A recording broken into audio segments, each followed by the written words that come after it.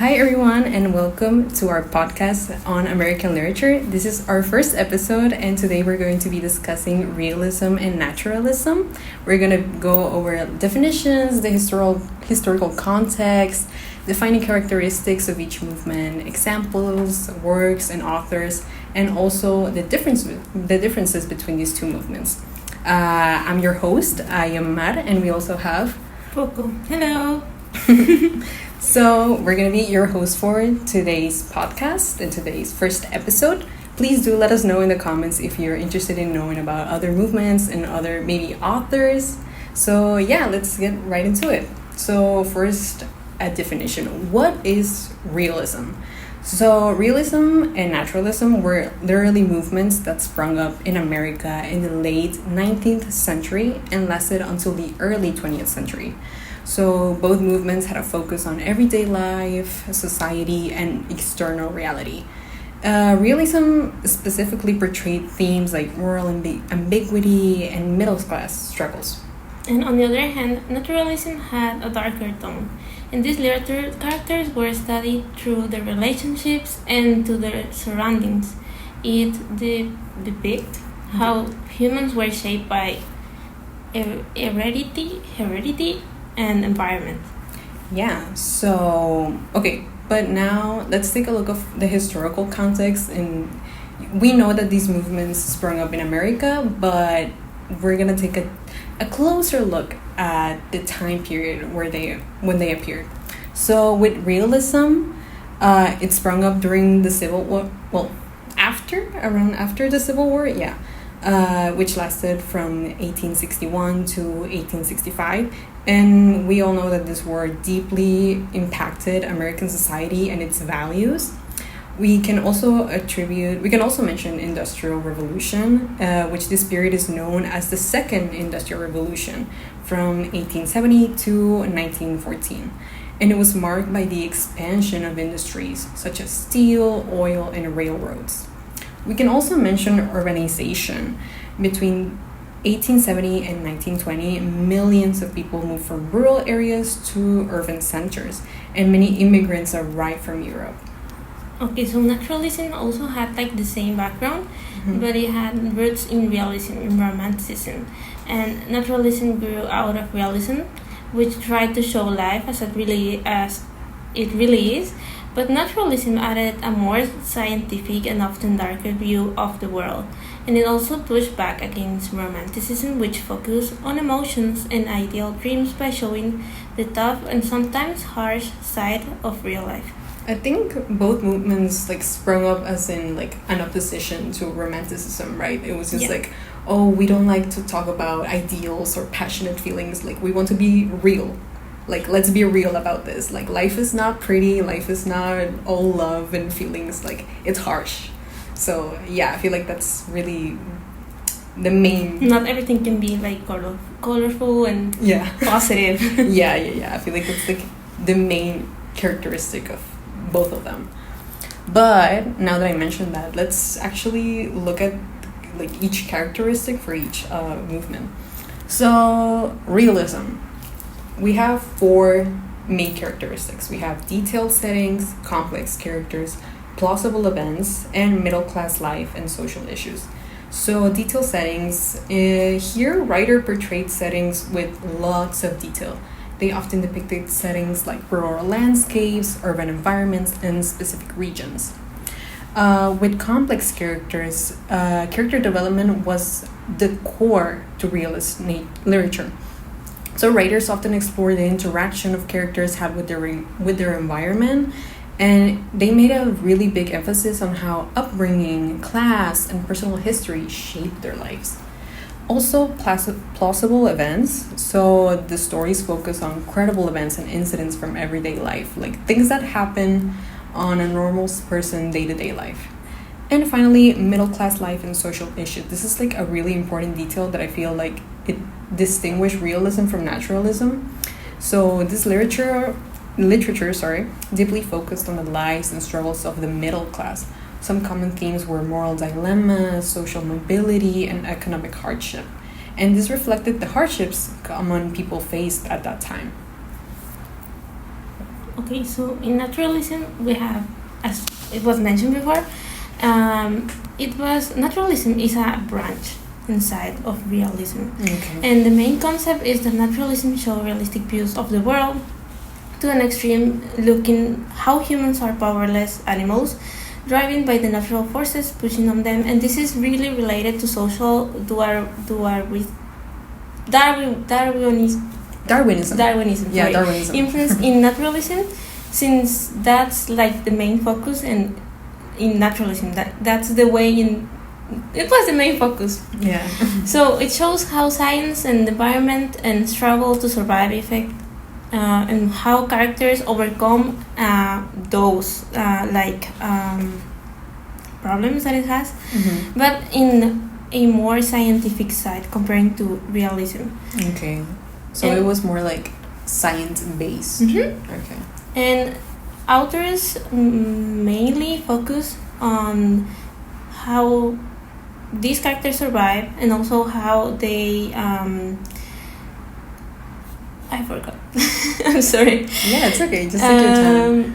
Well, how mainly these characters didn't have like the power to fight, because something else had like their fate described, so they couldn't like change it. It was like something they need to, like, it just like you have to deal with it. Like this is your destiny. Yeah. Okay. And also what else? Naturalist stories show the world as it really is, without sugarcoating or idealizing. Yeah. And they also focus on how people's lives are shaped by their environment and harsh realities like poverty, disease, and racism. Even though the stories can be bleak, authors write them to raise awareness and to inspire change. Oh, that's nice. So, based on these characteristics, we can take a look into different works and authors that are like really iconic of these two movements. And with realism, we have I'm going to share with you three main authors, which are Mark Twain. I think that's like the most prominent, the most famous name, William Dean Howells, and Henry James. So first, Mark Twain, who is one of the most famous writers of American realism. He often critically examined human nature and society. And he's very, very well known for his book Adventures of Huckleberry Finn. And also, there was another book, I think it was the prequel of this one, which is The Adventures of Tom Sawyer. But surprisingly, I didn't see any like sites or like in the research that I did mentioning that book, which is also very famous. Like, I've heard of The Adventures of Tom Sawyer. I don't know if you have, Poco. No, not really. Yeah, but I have never heard of The Adventures of Huckleberry Finn. So another author, moving on to another author, we have William Dean Howells, who is called the Dean of American Letters.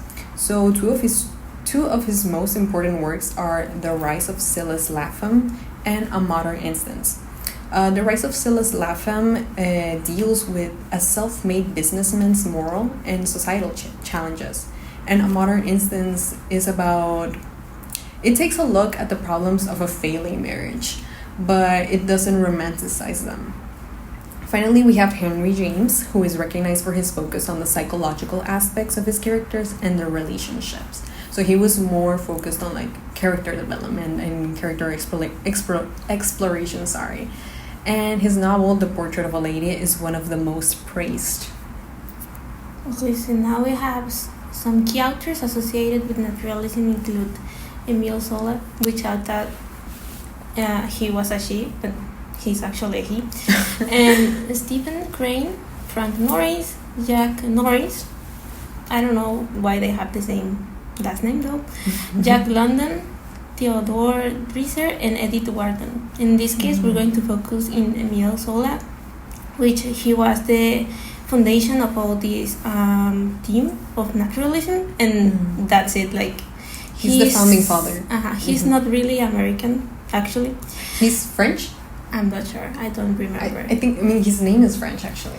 But he began all like this category team with his work The Human Beast, which exemplifies the movements and focus on humans as creatures driven by instincts and environment.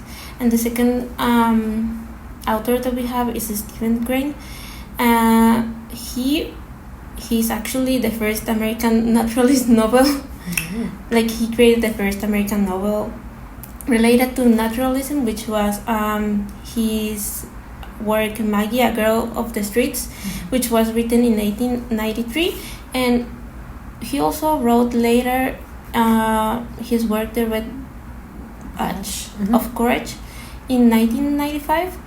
And well, this showed like the realities of war.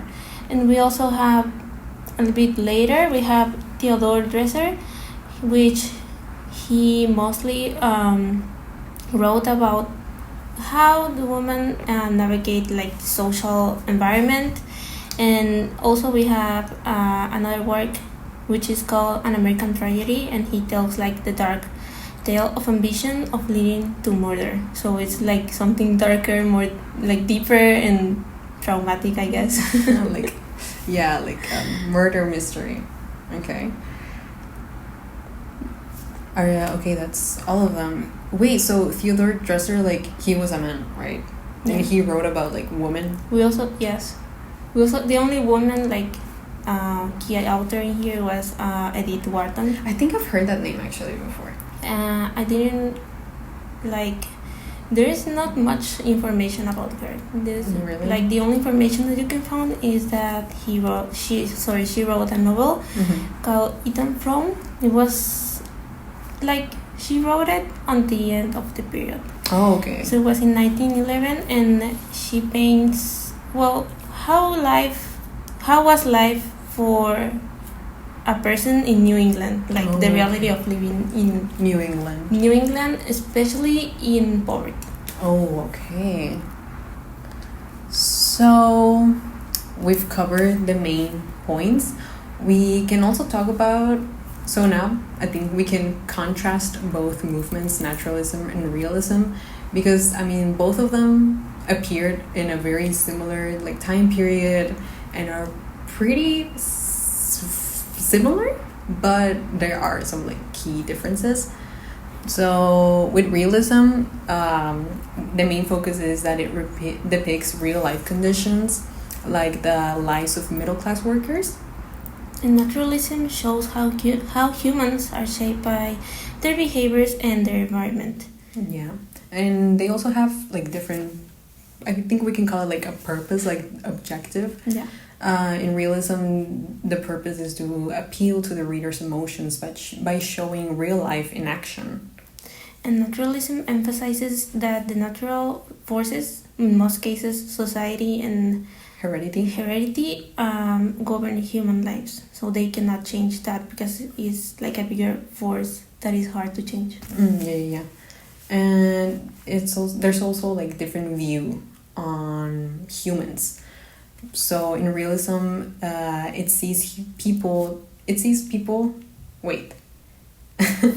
view people that like they have some control over their choices in real life situations, and I know in naturalism, like it's the opposite. Like, yes. Yeah, like you explained before, and also the themes. In realism, we have like everyday life, social conflicts, realistic details. Naturalism was more focused in struggle, like that is the main thing, how people struggle against their fate, which they cannot change. That was like the main key of naturalism. And finally, the tone. So in realism, it was more emotional and relatable. I think a good example of this is the works by Mark Twain, because I know his tone was really like casual. I know his work was written in a very, like colloquial tone and way of writing. And with naturalism, it was like very pessimistic and objective, like things how they are in reality. Las cosas como son. How we say in Spanish. So yeah, this was a very interesting topic to research. I mean, I wasn't familiar with any of the works, but yeah, this was interesting to research. So I think that would be all for this first episode.